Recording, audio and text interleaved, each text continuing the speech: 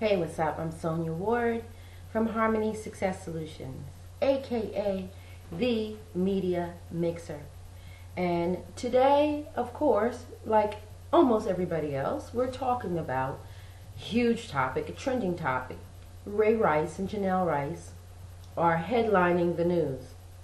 As a result of a domestic violence incident that took place in an elevator, the elevator of a casino in Atlantic City, after leaving a bar in that casino. Okay, so obviously if they left a bar, more than likely one or both of them had a drink or so, a drink or two or so, or whatever it is, and could possibly either be inebriated or partially inebriated or just a little bit to the left of normal behavior. Now, as an athlete, I would assume that you don't do much drinking and drugging because it just doesn't go well with the sport. It weakens the body. And the NFL monitors everything that you do, so I would assume that the goal would be to stay in tip-top shape. So that would mean to me that if you have a drink, you wouldn't be accustomed to being inebriated, and so that half a drink or whatever it was, it doesn't matter, may alter the way that you perceive things and the way that you behave. Now, I don't have the inside information on that factually, but we're going on assumption at this point. Whatever took place in the bar, it is said that the wife, which was the fiance at the time in March,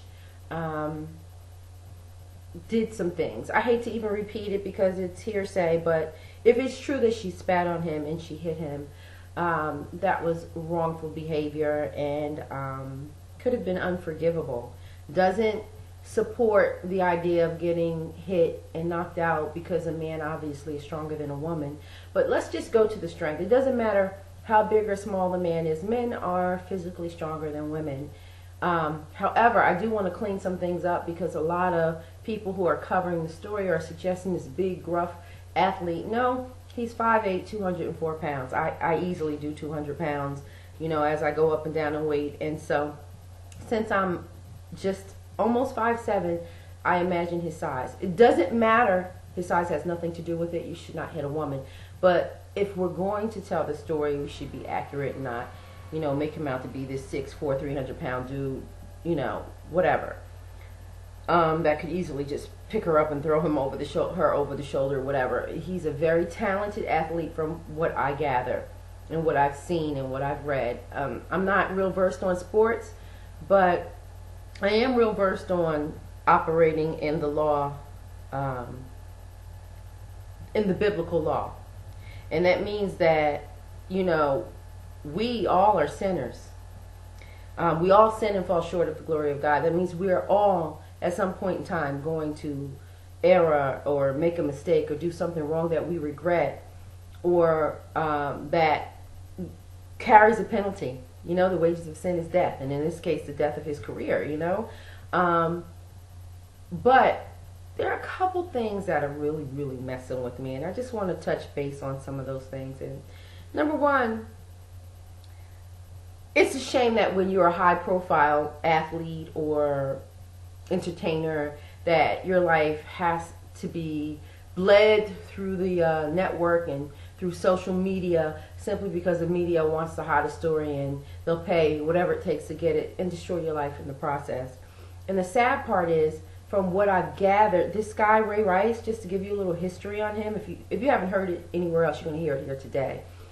From my understanding, his mother works with mentally disabled children, and he spends a great deal of time working with them and assisting her with these children. And to me, a person that does that is a person that has compassion and a heart, and a person that is patient and kind, you see.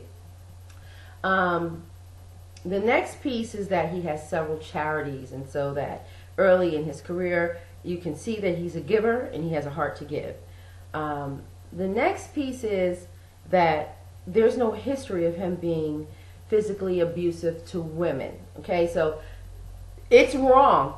Understand that domestic violence is wrong no matter what. But we can often do things that happen by freak of nature, but the perfect storm. that creates the environment for us to act outside of ourselves. And by way of example, I have covered road rage before. I talked about it because I was in the car with a friend of mine. If you go through my YouTube stuff, my former discussions, you'll find the one on road rage, and it's just like a trip to me how two people can get so angry. So I'm in the car with my buddy, she's driving along, and this woman cuts her off, and she's blowing her horn, and the woman's blowing her horn back, and she's like, I hate you, and the woman's like, I hate you, and she's like, I hate your mother. And I'm like, why do you hate her mother? For having her. I'm like, oh my God, that's crazy. Well, yesterday, this is almost 3 years later from the time that I sat there saying to myself, you know, I just don't get why people get so upset behind the wheel. I was driving along early in the morning, running a little late, and a woman cut me off, but she didn't cut me off from a blind spot, and there wasn't even a half a car length between us. I had to switch over to a third lane to keep her from hitting me. So I pulled beside her and gave her the look. You know how you go, you pull beside and you go like this. I did that, and she went to cussing me out. She's cussing me out. F you, blah, blah, blah, blah, you FFB, blah, blah, blah, blah, blah. She was blowing me up with her mouth. So what did I do? I got so mad. I was like, bump you too. You ugly, blah, blah, blah, blah, blah. And she was like, ugly? I was like, that's right, you got bad skin. I was so heated. But the reason I lost it, I forgot to tell you the most important piece, is after she cussed me out, and I let her know, if anything, you should be apologizing to me for cutting me off instead of taking the route. And I was yelling. I wasn't calm with it. You know what I mean? I was out of character. I was out of pocket. She took her coffee and she threw it in my car. Okay, a cup of coffee.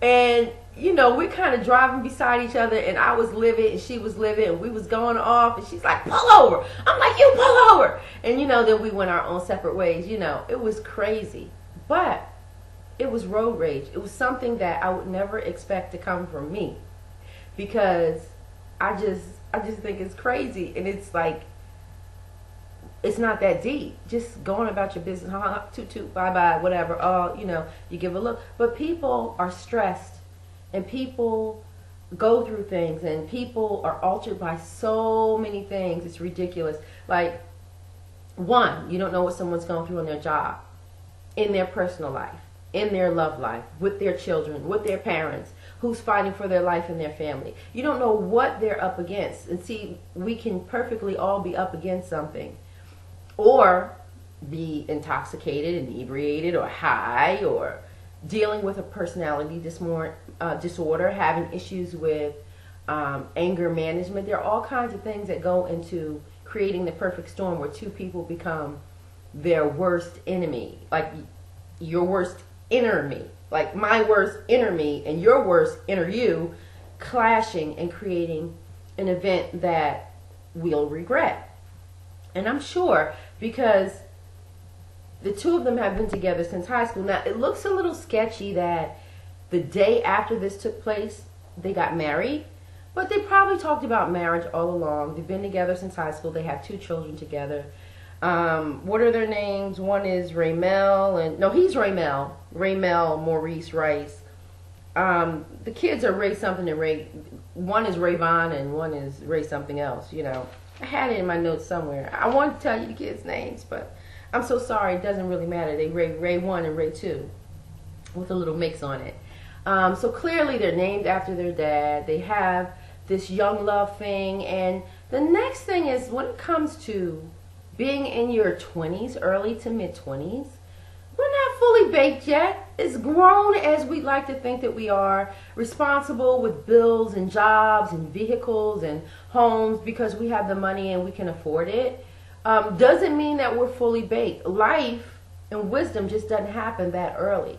So we are outside of our head in our 20s, 30s, 40s, 50s, 60s, 70s. People are different. What about that old man that shot that kid in Florida, I believe, for just taking his garbage out or whatever, you know, and he killed a little boy, you know? And so, you know, growth is something that takes place constantly, hopefully. You know, we have to invest in ourselves in order to grow. We have to invest in our mindset and in our spirit in order to keep us, tempered. We as humans, what does the word say? The heart is wicked, who can know it? We will revert to some negative thinking and behaviors if we don't keep ourselves connected to a higher power, to God. You understand? He is the one that helps us to be better people. And we can't just get a dose of him in 1999 and then a dose of him in 2002 and think that between 1999 and 2002 we're straight. No, it has to be a continual relationship. That connectivity must not be interrupted.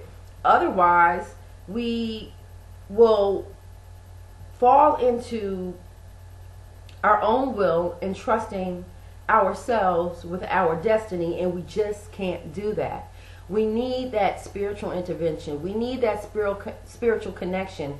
And what it does is it helps us to stay in the right lane and on the right path. And it keeps us from derailing so that we don't get loose in our human nature and wreck our ships. That's it in a nutshell. And the next thing I want to say is that the Word of God said that we are to forgive. So if they married the day after this and have been a family and a unit that's been working ever since, who are we to not forgive this family for overcoming an obstacle? Satan, he despises marriage. He hates marriage. He wants to destroy marriage because it's the highest praise. It's the way that we praise and honor God through obedience. It's better to marry than to burn. And then when we get married, we're pleasing God. And when we care for one another in that union, we're pleasing God and we're also pleasing ourselves. There's nothing like love when you find it. Now, there have been times when in my marriage, I've been pissed with my husband. He's been pissed with me. He did things that wasn't right, and I did things that wasn't right. But the beauty is that threefold cord. You know what I'm saying? When we come together in agreement, we're able to overcome that which has been sent spiritually to destroy what we have. And that's a holy matrimony. These two are married. This is behind. Now, I understand from the business side of things that branding is important, and the NFL has a brand, and they cannot condone such behaviors as domestic violence and drug abuse and assault and things of that nature. They're not in the business for promoting bullies. Understand that. We get it. So to save face for them, they have to suspend him because it tarnishes their brand if they don't do anything about it.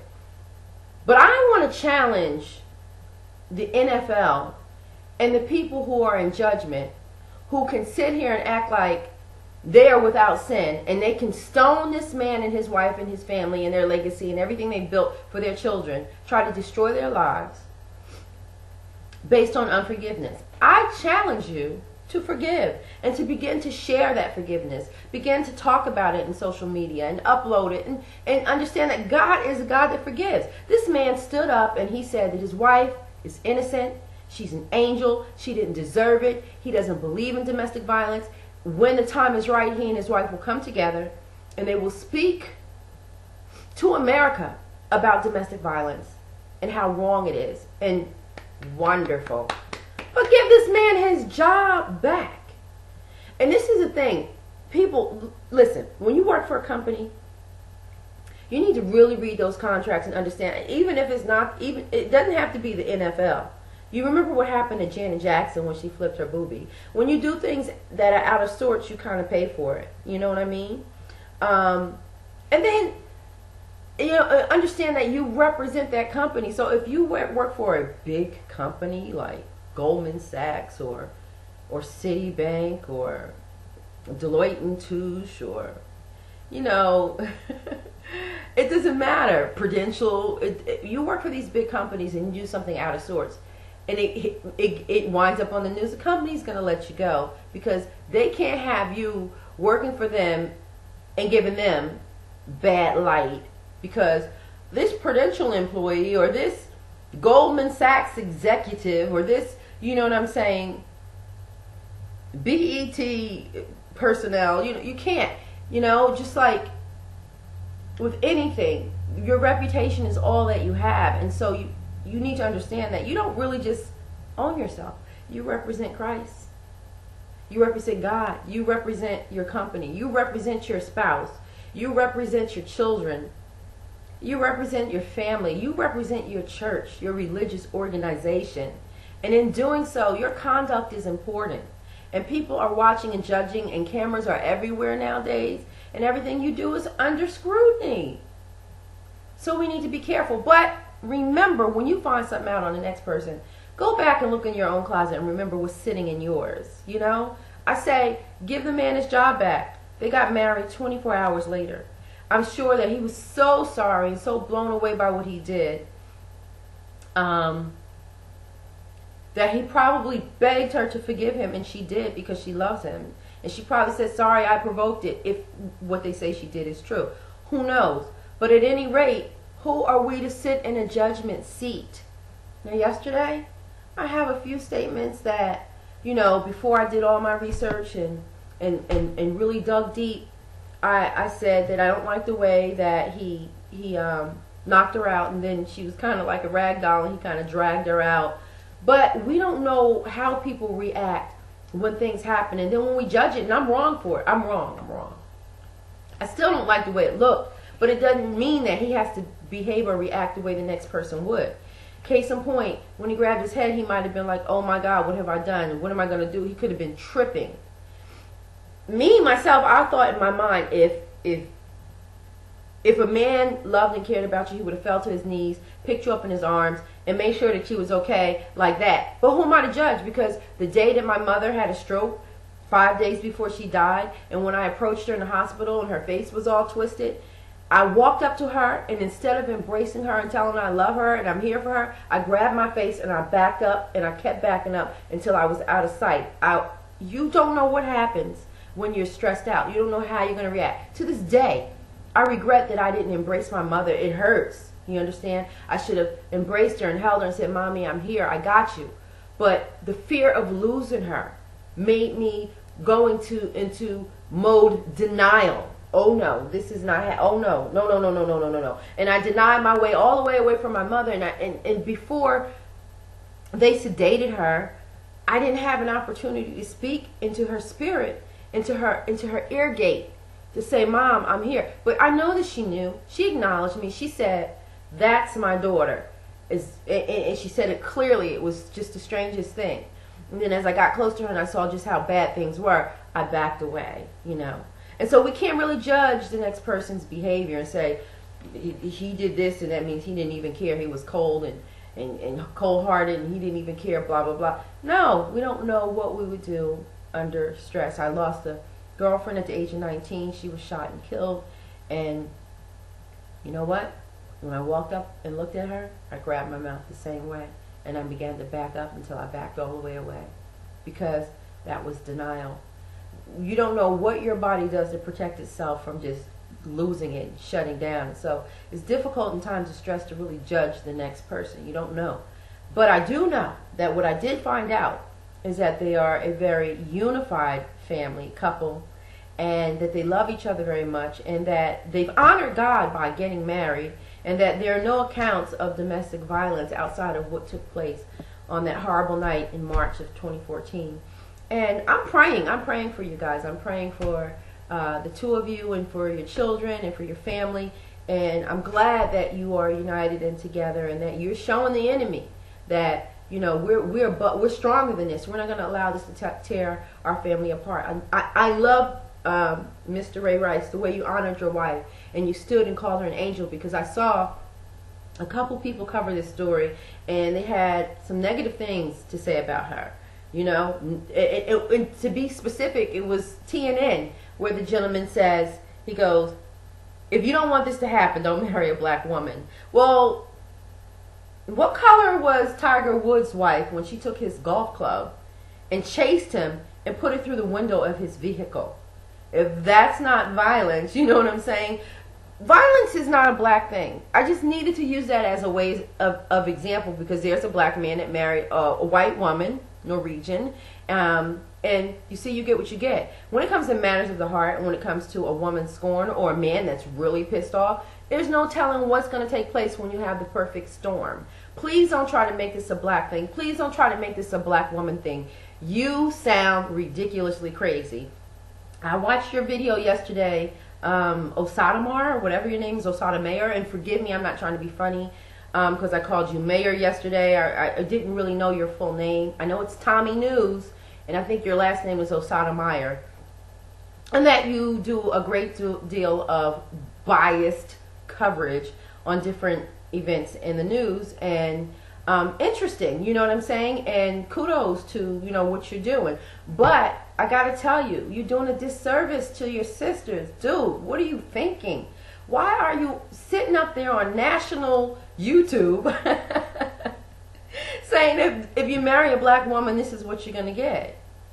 What is that to say? You know what people say about black men? And I noticed that after 7 minutes and 4 seconds into your discussion about the way that they left Trayvon Martin on the ground, and he looked up and the last thing he saw was white people staring at him, not there to help them, but there waiting for him to die to take his picture. Very, very compelling story. Very good work. But then you say, and don't group me. Don't group us as black men. But you want to group black women. Why? You see, everything that any woman is has everything to do with her environment, her upbringing, her mental health state, culture, belief system, grooming, the lack thereof. And you see, women who are healthy and balanced are better candidates for marriage. And women who are not probably need the proper grooming, training, education, and treatment to get them prepared for matrimony. And what happens is, if two broken people wind up married, you're going to have a broken situation. It's not a black thing. Brother, I'm praying that you elevate concerning black sisters, because I don't know what's in your mind that makes you think that if you marry a black woman, you're going to wind up in the news. Tiger Woods didn't marry a black woman. And at the end of the day, if you offend any woman, you're going to either get told off, left behind, cussed out, slapped, or something will happen if she's not able to manage her emotions. No one should touch anyone. But any black, white, Asian, Indian, or other woman that you offend, you're going to get a rise or a response out of her. It's just going to happen. And the same thing with a man. If a woman hurts you, and you know, we mature in so many ways in life. Hold on, let me get this. Sorry. We mature in life in so many ways. We are allowed to mature spiritually and in terms of our education and in our professional arena. But emotions take time, because people don't just come out well versed in handling emotions when you think about it. They just don't. Like, if you've been nothing but loved in your relationship, if suddenly, boom, you get betrayal, you're not ready for that. You may cry for 5 weeks. You may not show up for work. You may wear your friends out talking about the same things over and over again. You may find that you are a little bit emotionally retarded, because you're not versed in it. And I understand that. And for that, you may need therapy. But dude, get it together, because I feel offended for you. You should really come back and apologize and say, you know, I'm not prejudiced against black women. I've had a bad experience, and I'm hoping to see better. You know what I'm saying? But trust and rest assured, whatever you saw negative in a black woman exists in every other color. And whatever is negative in a black man exists in every other color. And if you really want to talk about, not you, I'm off you now, Tommy, I'm done, but I just want to go to everyone that's listening. You know, if you want to think about penalizing someone for abuse, you know, you certain boxers went to jail for being accused of, I don't know if it's proven or not, of sexual assault. They come out and they box again. You see what I'm saying? Indefinite suspension. Come on. Seriously. Really? Janet Jackson is singing again after she flipped her boobie. Love her to life, But come on, seriously? We're going to make it final like that? We were enslaved as black people for many years, hung and lynched and beaten and bruised and raped. And guess what? Today, in 2014, we are coexisting and getting along. And although racism is very much alive, at the end of the day, you know, come on, let's get past it. We're all human. We all come from a very powerful God that loves every one of us equally. So let's not do that. But we were enslaved, and does that mean that the white man should not have a job? Should be terminated? Because it didn't happen. There was no penalty for slavery. There was only an overcoming. And even today we're still dealing with it. I'm Sonia Ward. Thanks for listening, and thanks for stopping by, and I hope there was something here of value for you. At the end of the day, that's what it's all about. Take care.